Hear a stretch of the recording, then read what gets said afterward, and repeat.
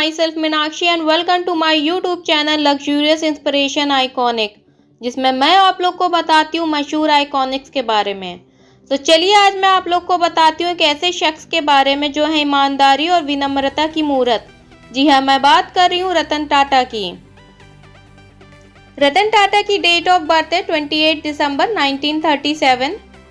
रतन टाटा का birth place है सूरत, India. Ratan Tata की करंट एज है 83 ईयर्स। रतन टाटा आज दुनिया के सबसे बड़े और सक्सेसफुल बिजनेसमैन में से एक माने जाते हैं। इन्होंने अपनी 8th क्लास तक की स्टडीज़ कैंपन स्कूल मुंबई से की है। उसके बाद वो यूएसए चले गए, जहां पर उन्होंने अपनी पूरी पढ़ाई हार्वर्ड कैम्ब्रिज स्कूल से की और उन्होंने अपनी ग्रेजुएशन आर्किटेक्चर की फील्ड में की है कॉर्नेल यूनिवर्सिटी यूएसए से। रतन टाटा समाज की झूठी चमक पर विश्वास नहीं करते हैं। अपने टाटा नाम भूलकर खुद के दम से शिक्षा लेने की जिद से रतन टाटा ने अमेरिका में अपनी एजुकेशन खत्म होने तक होटल में बर्तन मांजने से लेकर कई छोटे मोटे काम किए। रतन टाटा पेशे से industrialist, businessman, philanthropist, entrepreneur, investor और ट्रेन पायलट भी हैं।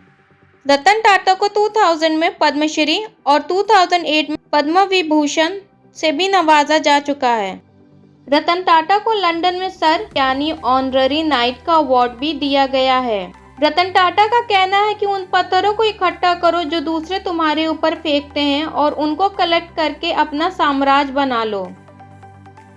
रतन टाटा ने चेयरमैनशिप में टाटा ग्रुप का रेवेन्यू 22 साल में 40 गुना बढ़ाया और प्रॉफिट 50 गुना बढ़ाया। रतन टाटा की ग्रेटनेस ये है कि वो डीप इंसल्ट को डीप रिजल्ट में कन्वर्ट कर देते हैं। आप इनकी बेइज्जती करो, इन्हें डीप इंसल्ट दो, ये डीप रिजल्ट करके देंगे। जितना इनको तंग करेंगे ये उतना ग्रो कर जाते हैं। आज टाटा ग्रुप इतना बड़ा है कि इनकी 100 से ज़्यादा कंपनी 100 से ज़्यादा देशों में चल रही हैं। हाईएस्ट मार्केट कैपिटलाइजेशन है आज इनका पूरे देश के अंदर। 50,000 करोड़ के लगभग का टैक्स कंट्रीब्यूट करते हैं ये एक साल का, जितना कि आसाम, हिमाचल प्रदेश, उड़ीसा, गोवा शहर मिलके भी इतना टैक्स कलेक्ट नहीं करते जितना टाटा ग्रुप अकेले देश को टैक्स देता है। रतन टाटा ने शादी क्यों नहीं करी, ये बात बहुत लोग जानना चाहते हैं।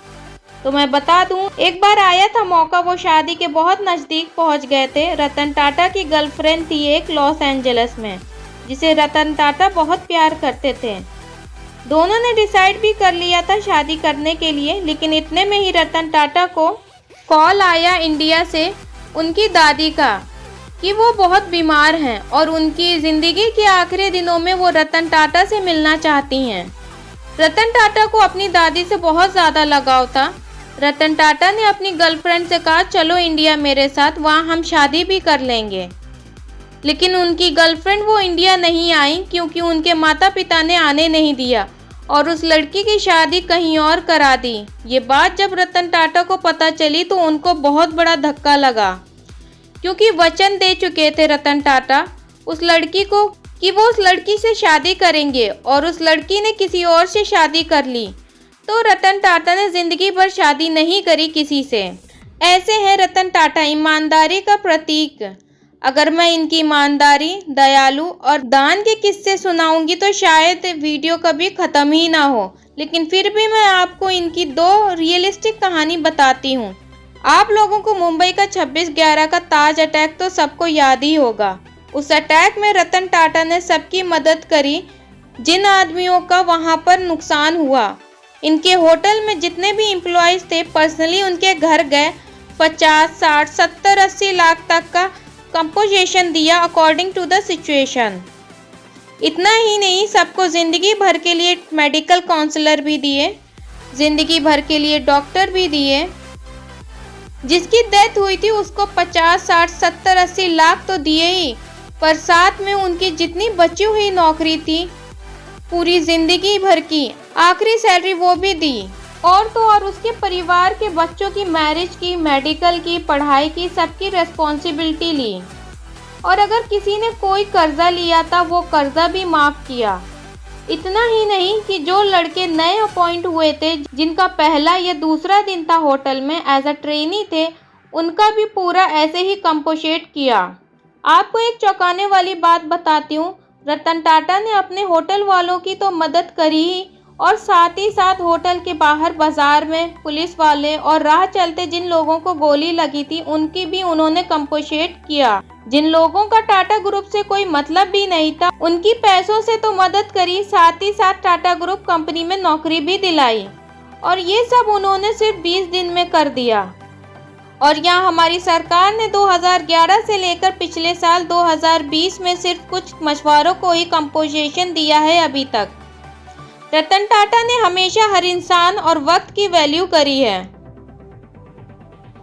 रतन टाटा बहुत पोलाइट हैं। एक बार की बात है, वो एक सेमिनार में गए और सेमिनार खत्म होने के बाद लोगों ने बोला कि चलो रतन सर के साथ फोटो खिंचाते हैं। सब लोग लाइन में खड़े हो गए 3 रो बनाकर और कुछ लोग नीचे बैठ गए ताकि सारे लोग आ जाएं एक फोटो के अंदर। और रतन टाटा के लिए सबके बीच में कुर्सी लगा दी गई बैठने के लिए। रतन टाटा ने कुर्सी हटवा दी और वो जमीन पर बैठ गए उन लोगों के साथ फोटो खिंचवाने के लिए। तो उनको देखकर 2 मिनट तक सन्नाटा हो गया कि रतन टाटा नीचे बैठ गए जमीन पर। तो इसलिए रतन टाटा को बताया जाता विनम्रता की मूरत। टाटा ग्रुप की कमाई का 66% का हिस्सा वो देश के लिए डोनेट कर देते हैं, मेडिकल, एजुकेशन, एनजीओज और भी अच्छे कामों के लिए।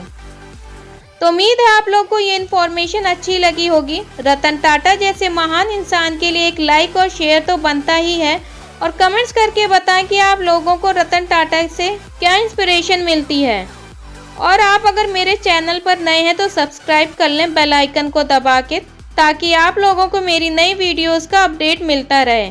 तो मिलते हैं नेक्स्ट वीडियो में। Love you everyone, take care and stay tune, bye bye.